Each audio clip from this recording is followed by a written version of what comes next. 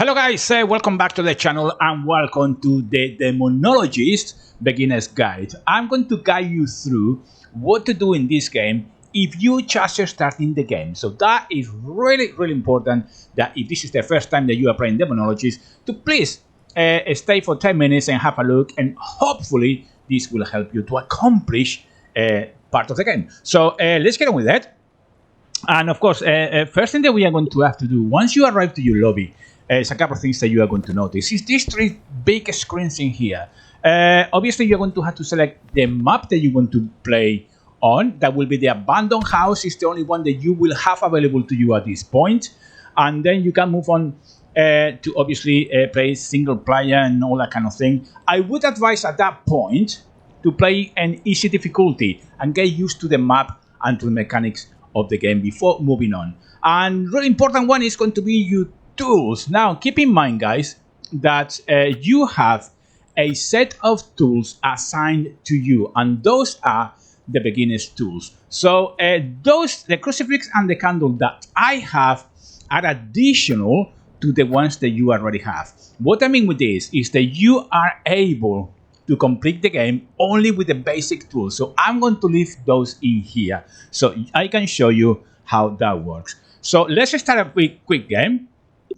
Okay guys, so here we are, and this is what you are going to find. This is your basic tools. Now I'm going to do a separate video explaining each tool. So at the moment I'm going to focus on what the game is about, the mechanics, and how to actually handle ghosts if we find any. So the first thing I would suggest is that you actually use your EMF, and that is this square board here with a cooker edge. That will give you an indication of the electromagnetic fields based on the proximity of the ghost. So the closer the ghost, the more light, in total of 5 from green to red you will see. If you find up to 5, well, you have a strong EMF signal on the ghost. So I will suggest you take this one first, and you can only carry 3 at a time, so be aware of that.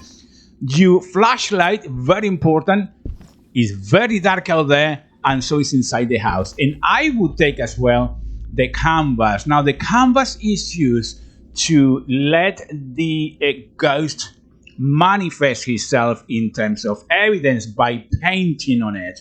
Okay, so we are going to take that one as well. Now why we take the evidence, the canvas now? That evidence can take very long time to actually be seen. So it's really important that you put that earlier on in the game. So as you come back and pick up more tools, you give time to the ghost to manifest that evidence on the canvas. So that is what it is. So of course, once you are ready, flash on, go for the EMF first, always in your hands, get inside the house and start investigating and roaming the house, see if you can find any type of evidence. Something else I want to mention at this point is that I would suggest to leave the lights off. All right, you have lights in here. Okay, you can see very lovely and all lights, but I think it's better that you leave them off. The reason being that in this game you cannot hide once the ghost start chasing you, what's called the hunt. But you can actually loop the ghost, especially in dark areas of the building. So that is important that you do that as well. So let's carry on. Now in terms of the lights, the more you switch on, the more chances are that you will blow the lights up as well. Okay guys. And something else that this game have is that a lot of jump scares. Alright, so be aware of that, because it will happen a lot. So keep that in mind. So I'm coming down the basement, just going around trying to get that signal. I think the best instrument to begin with using is the EMF. That will give you a clear indication where the ghost is, and then you can actually base all the gathering of evidence around that room or that corridor or whatever the ghost may be. So that's the way I like playing it, and works for me. That doesn't mean that even playing in beginner mode is going to be easy, because it's not, and it's a good chance that you will die and all these things. But just keep going around, look in every room, and and we have the Ouija board. We will talk about this another time, not today. But I think it's interesting. I mean, this game, in comparison to Phasmophobia, for example, which is the market leader in ghost hunting games, it's pretty much the same. It's gathering evidence to identify a ghost, and we will do that in a second once we find the ghost. And it's a lot jump scares, more than Phasmophobia, I think. So be aware of that. Something else that's really, really good about this game is that has a lot of interactivity, lots of things that you can do, like this little Easter egg here, for example. You see, do you want to play something with me? So the question mark has to be substituted for a ball. Do you want to play ball with me? And that will trigger the ball and the crazy, creepy laugh of a kid. So there you go. By the way, I have a video on all the Easter eggs in this house. If you want to find them, I'll leave the link on the description below. So we carry on trying to find this ghost, which at the moment it seems to be somewhere hiding, as far as I can see. I cannot find it anywhere. And the idea is just to go around and try to figure out where the ghost is. Once we identify the ghost, or the location of the ghost, then we can actually start getting into the nitty-gritty of that and see how we handle this. And just go around the house, go up and down, go down the basement, go up to the second floor until the ghost manifests. So that is what you need to do to begin with. Okay, guys, so let's go down the basement and see. Oh, we can. We have the ghost in here. It's an EMF 4, as you can see, go from green mode to the red color. So we know that the ghost is around this area here. EMF 5, so we have one of the evidence. We will look into that in a minute. The next thing that you should do really at this point is just start pressing your items. So I'm gonna place the canvas right here. You can do that by pressing G, holding G, and then rotate with the mouse button, the center one. I'm going to leave it right there, and then the next thing I'm going to do is I'm going to drop my EMF here as well. Obviously it's roaming around, but I wonder this is going to be a good place to try to hunt this ghost, because this ghost will move, and it's important that we establish where the ghost is at. Really important. So let me have another look around and make sure that I'm not missing anything, guys, because it's really important that we find that room.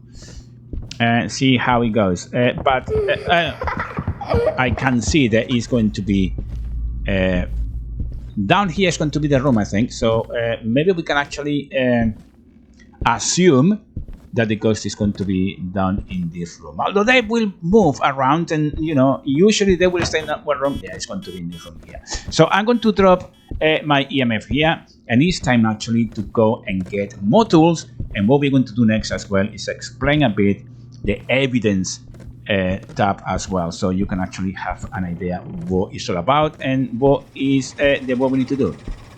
So press J on your keyboard, you will get this lovely tab in here. Go to evidence, and you can see here that we have a number of evidence. As you select evidence, the evidence related to that specific ghost will then disappear, narrowing down the number of ghosts or the possibilities of ghosts that could be the one that you are dealing with. In this case, we have EMF level 5, which is ticked. You can actually deselect as well evidence, and that will narrow down even more. We haven't done any fingerprints yet, but so far we have EMF level 5. So what we're going to do next is go and get a couple of more tools, guys, and that's really important. So we are going to get the spirit box in here and the ESG. Now, you have played any other type of ghost hunting game. The ESG, I'm going to make the Phasmophobia comparison, of course. It's going to be like the dots. The difference is that the ghost in here doesn't show as dots like in Phasmophobia. The evidence in the ESG is simply the ghost model hovering over the ESG tool. So keep that in mind as well, and they will make a noise as well as sound to alert you that that is going on as well. All right, so let's place that as well as we place the canvas. So G, and rotate it a bit, and we are going to place it there, and then we are going to get as well the spirit box. Left click, hold it, and speak. Are you here? Are you here? What's your name? Are you here? What's your name? Where are you? Are you male or female? Are you friendly? Are you here? What's your name? Where are you? Are you friendly? And you can carry on trying as long as you want. Obviously, don't stay too long because time is running out before the ghost hunts you, and you don't have any specific time in which that will happen. But if you had a response from the ghost, that little tiny ghost silhouette in the tool would light up as blue with the response and the voice that you will hear. So obviously we don't having anything in here, so we can get rid of that as well, and let's get some more tools to carry identifying more evidence to identify the ghost. So now we know that we don't have any type of ghost evidence reaction in terms of the spirit box, so we can actually get that evidence out of the way, like a spirit box response. Well, none. You can see now they're starting to narrow down, can be any of these highlighted names in terms of the ghost. So let's get on a bit more and see what else we can actually do. Okay, so I'm going to grab the UV light and I'm going to grab the glass, and the glass, holding your left mouse button, will bring it to you in front of you, and with that you can actually are able to identify ectoplasm left by the ghost around the house. Now it's not an easy one to detect very quickly, and what you're looking for is floors and walls, and what you're looking for is little the best way I can describe it is like a little pieces of paper which are glowing. I hope I can show you one and we can find one of those. But effectively, that's what it is. It's a tiny bit of glowing material, if you like, around the walls and the floors. And that's how you see ectoplasm. You see those in there? That's exactly it. You see glowing in there and there. So we have ectoplasm as well in here. Next one is going to be UV light. With UV light, you can actually get fingerprints, and that will be on the doors usually, and light switches. So look for those. Don't be afraid in moving the door and try to find the evidence there as well. So let's go down and see what happened from here. Let's see if this door here has some type of fingerprints, because sometimes that can happen. I don't think it's going to be fingerprints in this ghost, so let's drop that one very quickly. And what else we got? And we have the ectoplasm thing. So let's go back again. This is the way I do it. You can stay down there or bring all your tools at once, do whatever you want, but I think it's nice to go back to the track. And one of the reasons why is that you need to check your sanity levels as well, which is really important. So let's go and then use the ectoplasm stains. We find some. Now, it's a rice or it's a urine. So that is what we have. So what else we have? We could actually take away the fingerprints because we haven't found anything. So effectively will be a urine at this point. Now, at some point you are going to have to make a decision based on the time that you have spent trying to locate one evidence. For example, if I go around trying to get fingerprints in, after a while I can find them, I have to assume you have to make the decision that there are no fingerprints evidence in there, so you need to take them away. Or either way, maybe you wait for the canvas drawing to happen. Sometimes take long time, so you have to wait and be patient for this type of evidence to happen. So we got that so far. One thing that you can do as well, just to double check, is the urine. So you go to ghost types, find the urine. In this case, you will find something else, and the evidence in here tells you there is a ESG ghost reaction. Now, because it's a ESG ghost reaction, it's a good chance there could be a urine at this point, because the ESG doesn't happen that often, and sometimes you can actually miss it if you are not in front of it. So that is what we're doing at this point. So I think that we are going to take the risk at this point. You can see the sanity here, 35%, so it's very, very low. I think I'll take the risk based on my knowledge on the game, because I just started the game brand new. I want to get some cash so I can start buying things. We will get to that in a minute. So the next thing that you need to do then, if you are happy with your decision, is to click on the selected ghost and confirm that selection as well. Now, once you do that, you cannot reverse back to select another one. That's what it is. So what you do now? Well, you have a couple of options. you can come to this screen here and follow these 3 objectives, like take a solid photo of the ghost. You won't have a camera at that point, so forget about it. You can put the dead rats in the boiler. You can go back down onto the house and trying to find 3 dead rats, and you will find a boiler somewhere in the house. Just collect them and put them inside, and that objective will be finished. And you can collect ghost orbs. You can do that as well. Now, the problem at this point is that you don't have a crucifix, and the crucifix is the only tool that you have to survive a ghost hunt. So at this point, to me, it's very risky to do that. So what I'll do? Well, I think that the most logical things to do would be to finish the game here, finish the match, because if we got the right ghost, you will get some cash. If you haven't, unfortunately, you won't get anything. But you could also go and try to see if you can finish at least one of the objectives, which is very, very risky at this point. It's been a very long time since we've been in the house. It's a good chance that the ghost is going to be around. You will see these things flying around. Those are orbs. We need to collect 3 of them. And if you manage to collect them, well, you can actually have the objectives. But as I said, it can be quite risky at this point. So I am happy to go away and see if I manage to identify the right ghost. And let me explain why I said earlier on, there's nothing wrong into running away when you are not sure of things. So let's go there very quickly. Let's leave. Hopefully we have the right ghost in here, and if we haven't, doesn't matter. But what's the right? Unfortunately, we did not get the right ghost. But what I wanted to show you is this, guys. Why it's important for you guys to run away if you feel that is too risky, because you don't have any type of protection. This is the amount of dollars that I have, 2,490.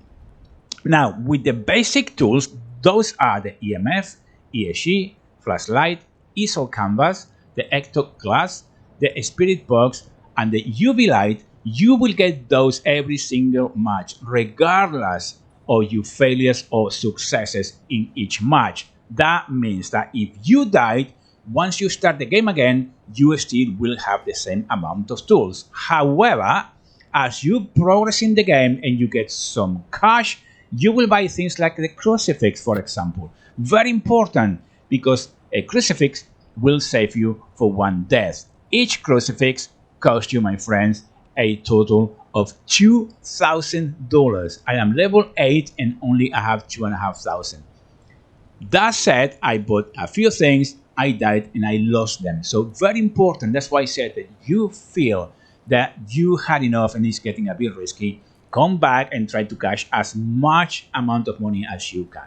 Once you have a good amount of money and you get experience on the game, then of course you can actually start buying more things to do more objectives and will get more money out of it. So in a sense, this is what it is, the game. Very self-explanatory, very simple when you understand the mechanics of it. Maybe we can do another video on each individual tool and give an explanation of what it does and how it does it. And of course, as you level up as well, you will be unlocking different maps as well. So that is pretty cool. And the only thing left to say in this one, guys, is that good luck to you if you like the game. A beautiful, beautiful ghost hunting game. If this is what you like, please like, comment, and subscribe for daily uploads. Let me know what you think on the comment section below. And I will see you on the next daily upload, guys. Until then, take care.